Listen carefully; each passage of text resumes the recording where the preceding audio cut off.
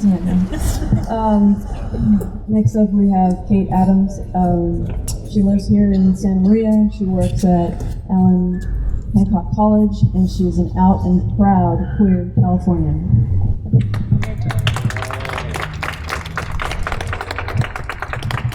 Hello. Hi. So I teach English, but I promise I'm not going to talk very long. I am going to ask you for something, though. That is, I assume that you are all part of a movement, the LGBTQ movement, and that's why you're here. Yes. Yes. Hell yes. Yes. But I'm going to ask you to join another movement, a movement who needs us as allies. Maybe this will explain it. Gay bars are sanctuaries. Yes. They are places of refuge, of safety. And queer people of color who are most at risk for homophobic violence of any kind of people of queerness, they know this. Yeah. That's why 300 people were gathered in Orlando's Pulse Lounge on Saturday. They were there for Latin night, to dance and to socialize and to create safety for each other. Because bars are sanctuaries for queer people. Yes. They are sacred, personal, political, transformative spaces. My friend Robert Hubbard, who a lot of you probably know and who helped to found the organization that organized this event, he wrote something recently about gay bars. He wrote, "Our civil rights struggle started in a gay bar, Stonewall. My journey to self-acceptance started in a gay bar." For Robert, that was tortilla flats. It's love. I remember that. I met my favorite people in a gay bar, the Coachman.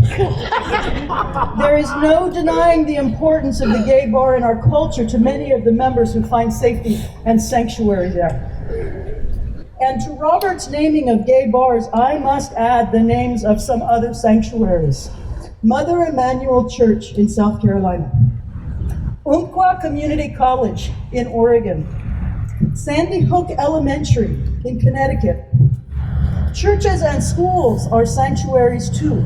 And like Pulse in Florida, these sanctuaries are also targets.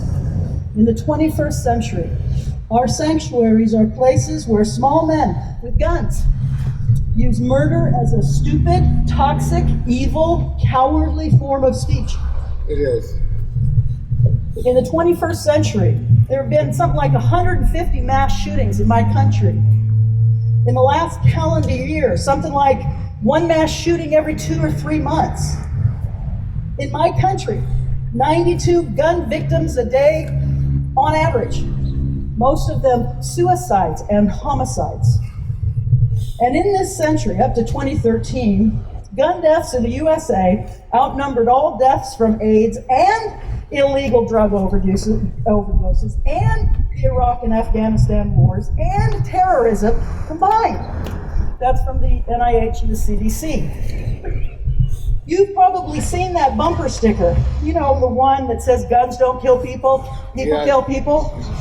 That bumper sticker, my friends, is a piece of NRA theater. It is a logical fallacy. It's not truth. A friend of mine on Facebook revised it. He wrote, "Guns don't avoid critical thinking by leaning on tired logical fallacies. People do. People avoid critical thinking. And that's us. And here's another thing people do. Us. We forget. We avoid the hard work of democracy. We forget how to talk to people who do not agree with us. We forget to even try. Rather than engage in difficult conversations in our homes, our workplaces, our sanctuaries, we throw up a status or a meme and tell ourselves our work is done. But it's not. Listen to that, my voice is squeaking. But it's not. Our work is not done. Our work is to steer our nation, not to let it be steered by the media or by big money or by politicians who are beholden to the gun lobby. Our work is to get up and get busy by educating ourselves, by voting, by putting our queer shoulders to the wheel and pushing back. Our work is to speak up when we see violence in our homes, because we know that domestic violence in the home is connected to gun violence in our country. Our work is to support those legislators who are standing up to the gun lobby and to denounce those who have voted to make it easier for Americans to own assault rifles. And can I just say, civilians do not need assault rifles. They just don't. I'd like to close with a statement from Everytown for Gun Safety, which is a movement of people just like us who created this image, Disarm him, Yeah. to unite the LGBTQ movement and the gun safety movement, which is the movement I'd like you to join. They write, we don't have to allow people to be armed. When Gilbert Baker designed the pride flag in 1978, he assigned meaning to each of the colors. Orange stands for healing, and it's the color of the gun safety movement. As we mourn together in the wake of the attack against the LGBTQ community in Orlando, we can't think of a better symbol to unite these two movements of Americans working towards a safer, fairer, free country. Let's disarm hate. Yeah. Thank you for listening.